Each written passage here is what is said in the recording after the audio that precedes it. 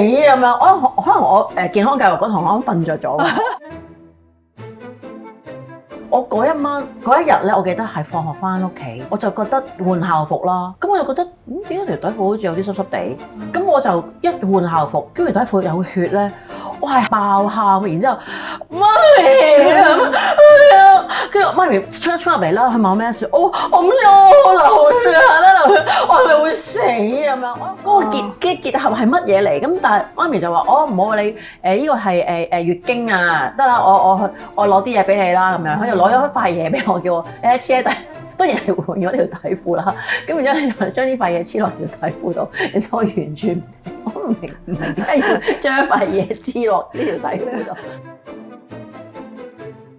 更年會唔會突然之間有一刻降臨咧？其實係你會好似你 M 一樣咁突然。係啊，其實你會係知道，咦？好似係一個更年嘅呢個階段嘅一啲嘅 symptoms 咁樣咯。